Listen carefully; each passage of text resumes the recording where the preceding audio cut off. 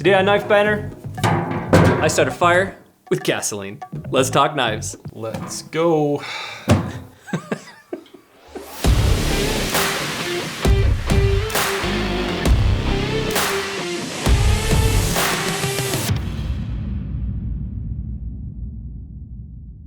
How's it going, guys? Welcome to Knife Banter. And today we are going to be looking at an epic fixed blade collection. We got Mitchell from the warehouse, or actually not from the warehouse. We got Mitchell from the shop. Mm-hmm. Yeah, yep. Here, and he kind of bounces around, does a lot of stuff. Yeah. And he's going to show us some of his fixed blade collection. A lot of you guys wanted to see this, so let's dive in. Sweet. Sweet. Okay, what's the first one on the table? So this is the buck, and it's the Alaskan Guide collection. S30V blade. It's kind of special to me because my dad gave it to me on our first hunting trip in North Dakota. So it's just a great skinning, everyday use kind of knife. It's one of my favorites. Just one of the best knives that Buck makes, in my opinion. Yes, and obviously you got some good use out of it as well. Oh yeah. Mm-hmm. Yeah. Now you said this was, your dad gave it to you on one of your first hunting trips, so this is kind of the knife that got you started in fixed blades. Yeah, definitely. That's the one that kind of kicked me into it. Yeah. I've had cheap fixed blades before that, but that was like the first one that like actually held an edge that wasn't just like mild steel that I like bought at a Chinese shop. Yeah, exactly. So yeah, it was the first one that really got me started, and it really jump-started everything into my fixed blades. And when he says jump-start, guys, you know how these collection videos go, we can't show them all.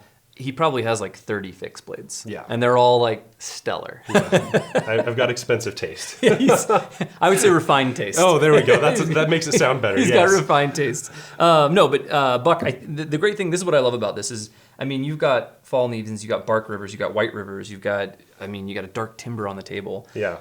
Buck, right? And I think that so many of us, this is where we started, right? Exactly. And it's just so iconic that you start with a buck knife. It's like, it's the Western American knife. Yeah, it's what you do. Yeah. So anyways, really cool knife, great story. I love dad knife stories. They're my favorite. Mm-hmm. So from that knife, we were talking before, that kind of kicked you into kind of your first bushcrafting knife, yeah. right? Mm-hmm. So tell us a little about that. Yeah, so this is the Helle EGGEN, and I kind of got into like a Scandinavian culture kind of stuff. Found out that I was kind of Scandinavian culture based in my family. Mm-hmm. Started looking for something that was more bushcrafty, so kind of that SCANDI grind that we're looking for. And then I really like the idea that they use a laminated steel, and it's their contemporary laminated steel. I don't know exactly what it is. And it's like their special mix that they have. Exactly. Yeah. And I love that the natural wood handle. It's actually like the only natural wood handle that I own. But yeah, it's been a great food prep, bushcraft in general knife, and it's stellar. I love it. Awesome. So you went from the buck, and I know there was a couple in between. Yeah. But this was kind of your first bushcrafting knife. How was it going from something with like a normal grind to a SCANDI grind? Was it like when you went to feather stick where you're like, oh, it was revelations? So much, yeah, it was so much easier. It's incredible how much like just the different geometries of like the knife changes, and I don't think a lot of people experience that because so many people put micro bevels and everything nowadays. So when you get like a true SCANDI where it's no micro bevel on it, it's superb. Awesome. Yeah. Right on. And one of the reasons that we chose Mitchell to come on and show his collection is he came on Knife Banter a while ago and spun the wheel, I think, right? Yep. And he was carrying a fixed blade. He carries fixed blades daily, and we actually have some of his dailies over here. I'm excited to talk about those. But we kind of go from your first bushcrafter, then kind of into your first baller knife. Ballin'. Yeah. Right? Mm-hmm. Yeah, the first one that and this one's got some fun stories. So what's the story on what knife is this, and what's the story? So this is the Bark River Bravo 1, and it's in CPM S35 VN. And the story for this one is I was looking to just spend some money, honestly, and I came into Blade HQ before I worked here, and Melinda, the lady that works the front desk, she convinced me that this is the knife that I needed. Which it's a pretty expensive one. And Melinda's really good at that. Yeah, she's good at it. But I love it. It's been a solid knife. It's thick. It's chunky. I don't have to worry about breaking it. And I mean, I cut the little clasp off the sheath with it because they come so razor sharp. But yeah, it's been a solid just use every day. I used to carry it all the time before I kind of got some more stuff, and it's the best for batoning. It just splits wood like none other. Yeah, and when you talk about cutting the sheath, it had had a flap here, right? Yeah, and you just drew the knife out fast. And yep. So I just completely split it off. A testament, guys, to how sharp these things come out of the box. That's a thick piece of leather. Yeah, they're razors. And when you talk about batoning, this thing is thick. thick. Yeah, it's like a 1/4 inch, I think. Yeah. So it's beefy. Yeah. And it holds up. Yeah, there's a lot of things that I like about this knife in general. I mean, obviously the full tang, how thick it is. This is a micarta handle on these, correct? Yeah, micarta. So you get the micarta handle, you get the pommel here, and then I love the thumb ramp. Yeah, the thumb ramp, like I thought I'd hate it, man. but it's actually super, super helpful. I didn't think I'd like it, but it's actually really nice. You did end up liking it. And that's the Yeah. thing is it's a delicate balance, especially with a bushcrafting knife. And my experience has been, I like some jimping or a thumb wrap here, but sometimes it creates a hot spot. Oh yeah, for sure. Have you noticed this one? I mean, if I like try to really choke up on it, it can be a little bit in the way. But usually with this one, since the grind actually goes all the way down, they don't have like a huge choil or anything. I think it's great. Cool. And with the convex, it's just superb. Awesome. Yeah, love that knife. And then talking about knives you were talked into buying at Blade HQ. Yeah, yeah. This one was after you worked here though, right? Yep. Yeah. So this one, the guy that works in receiving, his name is Lyons, and I'm super good friends with him, and he talked me into this guy. It's an LT Wright, and the name just slipped from my mind, but it's an 01, another Scandi.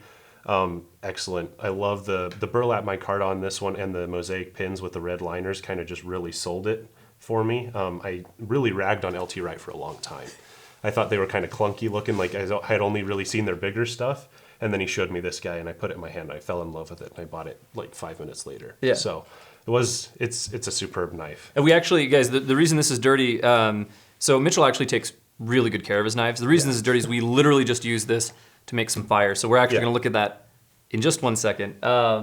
But I love that this is a common story at Blade HQ. Yeah. Sometimes we get pressured into knives, and then we end up loving them. Yeah. You know, because it's not one of those ones that I like hated after I bought it. Yeah, we have so many knife pros that it's like, oh, I didn't even think about that. Yeah. Right? Yeah. Definitely. So before we jump into that fire, tell us a little bit about this one. This is another Blade HQ story, right? Yeah. So this one was actually gifted to me by a guy at Blade HQ. So it's just the PUUKKO. Yeah. It's actually been a stellar knife. I had to sharpen the spine a little bit so it hits a fire steel a little bit better, but for the size and everything, it's superb. Yeah. Nothing to complain about. And that's actually my only gripe with the PUUKKO is that you do have to grind that back edge just to get a little bit better of a strike. Yeah, just a little bit.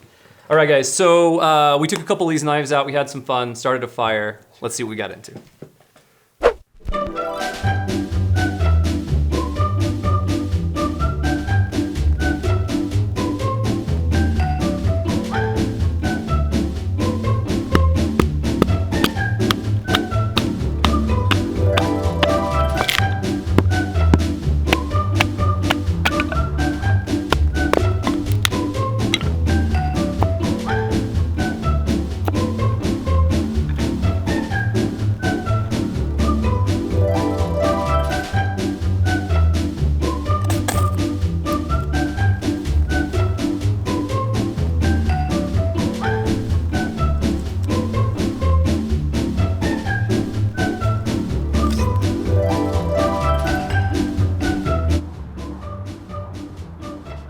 Well, that was a lot of work.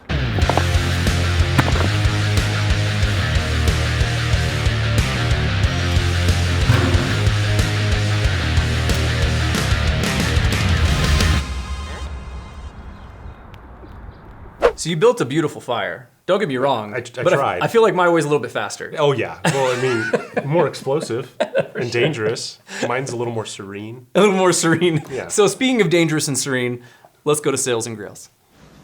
What? We've got the always awesome Tyson, or as you may know him, Uncle Shaky on. He's gonna show us some sales and some grails. What's up, guys? How's it going? Hey, buddy. Hey, so for sales today, we got the Kershaw Launch 2. These are recently discontinued, and this one's $69.99, which is a great price for an American-made automatic with 154 cm steel. Plenty of other colors too. I think they might be $10 more, but fantastic sell item. That's a don't sleep really on good this deal one for a yet. launch too, man. For sure. And for the grails, we have one of my personal favorites, a Brian Tie Integral. I think it's called the Tie Down. I could be wrong, but I am just such a sucker for integral not frame locks, just anything integral, right? And if you look at as someone who's not a machinist but understands a little bit about it, it's just amazing to me. I was gonna say, because usually with an integral, it's boxy, right? Yeah. Or maybe it's got a little contour, but all of these all of this work and precision. Oof. Yeah. Very 3D. I don't know. They're gorgeous. I actually bought this from him at Blade Show this year. Yeah, the grounds on that. On behalf of Blade HQ, of course. This isn't mine. Yeah. I'd love for it to be. Yeah, fantastic grill right Sweet. here. And what is that going for? About $1,000. Perfect. You know, you've brought us grills that cost more. So guys, this is an affordable grill. Affordable grill. You know you want it. Perfect. Now you know the drill. Since you're here, what are you carrying today? Well, you know, we got the same as last time, the 1911 Commander. Nice. Yeah. But today I'm also carrying INKOSI. Ooh. Pulling out 2 grails. Yeah, 2 grails. Yeah. Nice. Never letting us down. All right. Try not to. Well, thanks, dude. Thanks for coming on. Appreciate You it. got it. Have a good one. Yep. Take it easy. All right. So jumping back in, this next knife is kind of a special one. Yeah, this one's kind of been my grail knife for a while. It's a Dark Timber 1911 Elite, the most recent generation with an ash burl handle. Stellar knife, 3V blade steel. Peter Kohler did a superb job on this guy. I carry it pretty much every day. This is the one that I kind of keep on me.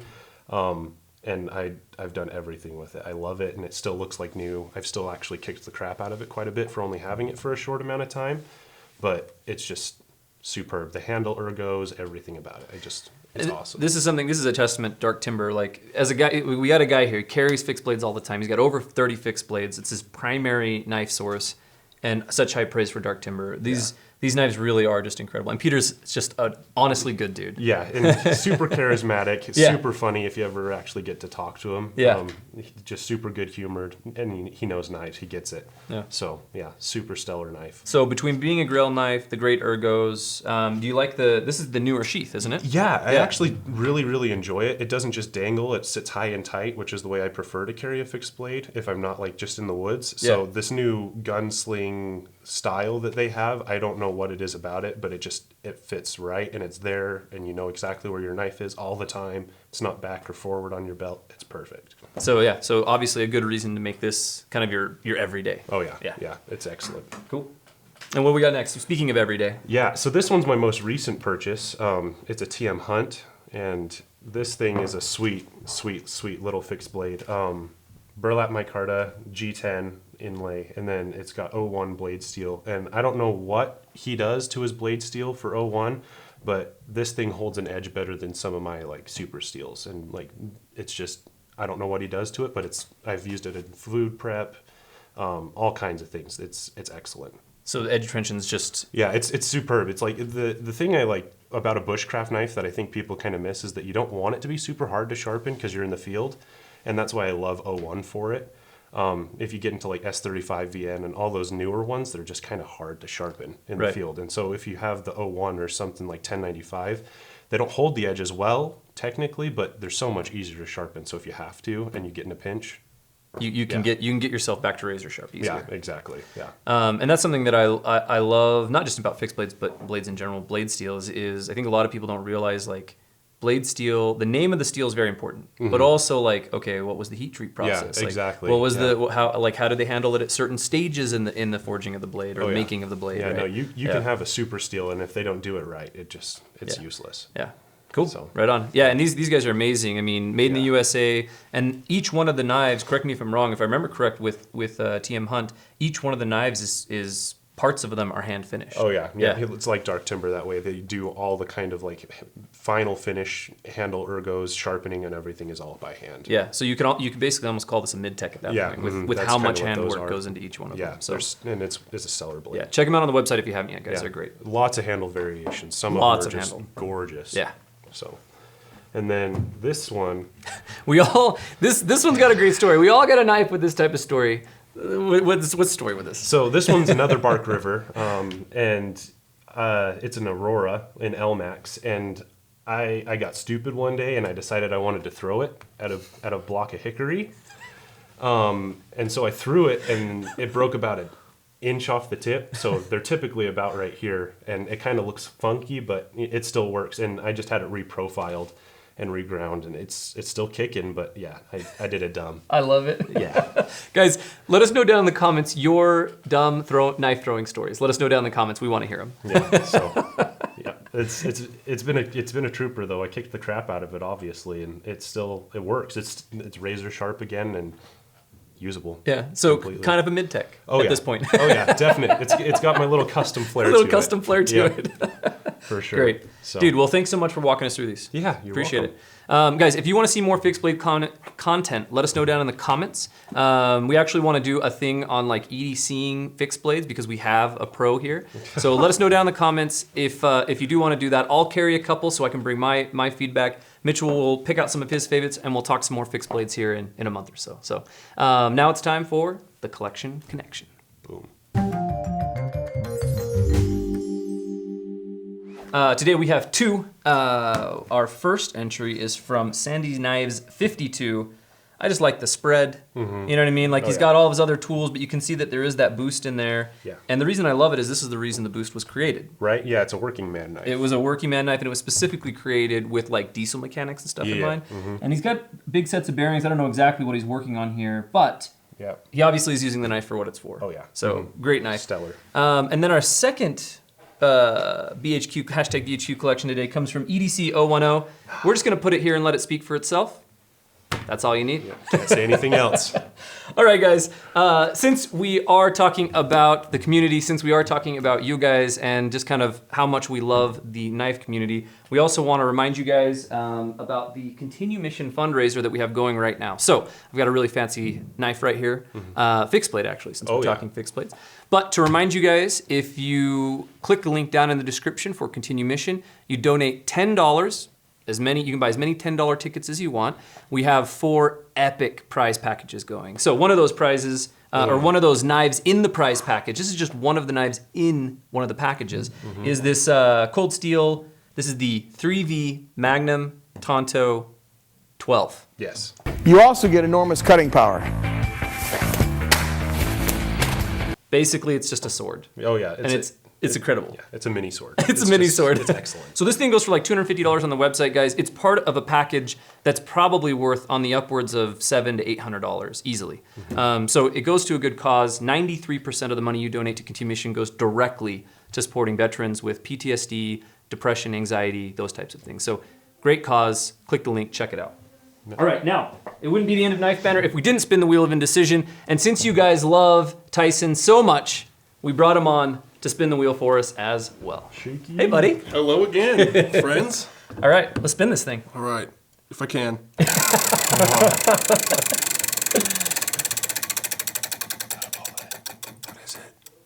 We're gonna baton. We're gonna baton. I have no idea what the next knife banner is. You know, on the schedule, we do have something that says Italian knives. Let's baton with an Italian. Maybe we should baton with the stiletto. That'd be pretty good. I don't know what's gonna happen. We'll see. We'll see. That'll be good.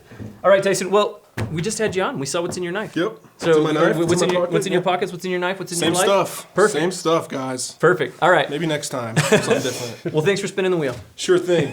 See you, man. And thank you guys for following along. It's always a blast. Please consider hitting subscribe and please consider hitting that notification bell. And we'll see you on the next one.